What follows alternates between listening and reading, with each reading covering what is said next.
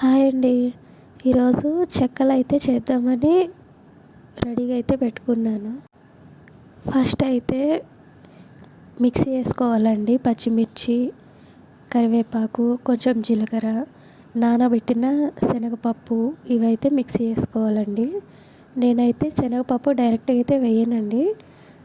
కచ్చా బచ్చాగా మిక్సీకి అయితే వేసిన తర్వాత వేస్తాను.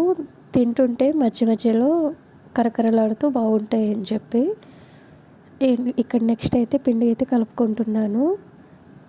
పిండిలో ఉప్పు, నానబెట్టుకున్న సగ్గుబియ్యం, మిక్సీ పట్టుకున్న పేస్ట్ అయితే వేసి బాగా కలుపుకుంటున్నానండి.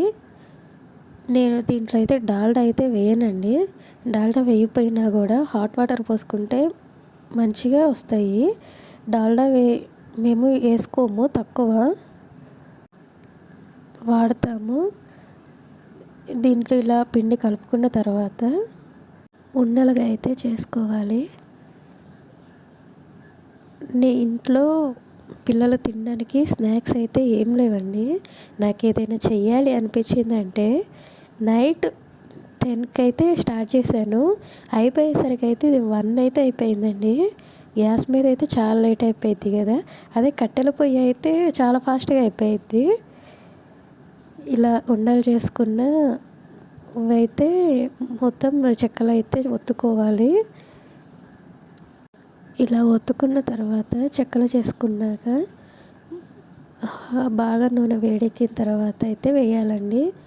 వేసిన తర్వాత మీడియం ఫ్లేమ్లో అయితే పెట్టుకొని మంచిగా ఎర్రగా కాలే వరకు ఉంచుకొని తీసేస్తే మంచిగా కరకరలాడే చెక్కలు అయితే రెడీ అవుతాయండి.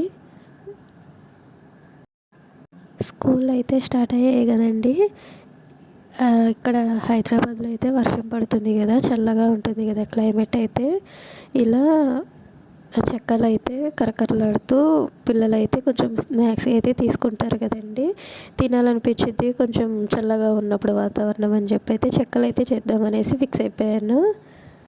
బయట నుంచి అయితే ఆయిల్ చూస్తేనే భయం వేస్తుంది కదా, అట్లా అని పిల్లలకైతే బయట ఫుడ్ అయితే ఆయిల్ ఫుడ్ అయితే పెట్టనండి. మ్యాక్సిమం నాకు ఓపిక ఉన్నంత వరకు అయితే ఇంట్లోనే చేస్తాను ఆయిల్ ఫుడ్స్ అన్నీ. స్వీట్లు అట్లా అయితే బయట తీసుకొచ్చుకోవడానికి కొంచెం ట్రై చేస్తాను. నేను ఒక్కదాన్నే ఇట్లా ఆలోచిస్తున్నానా, లేకపోతే మీరు కూడా ఇట్లాగే పిల్లలకి ఇంట్లో ఆయిల్ ఫుడ్ అయితే ఇంట్లో చేసి పెట్టేస్తారా? ఒకసారి అయితే కామెంట్ చేయండి. చూసారు కదండి, చెక్కలు అయితే రెడీ అయిపోయాయి. ఎంత క్రిస్పీగా వెంటనే అట్లా ఇరిగిపోతున్నాయి, గట్టిగా అయితే లేవు. నా రెసిపీ మీకు నచ్చితే ఒక చిన్న లైక్ అయితే చేయండి.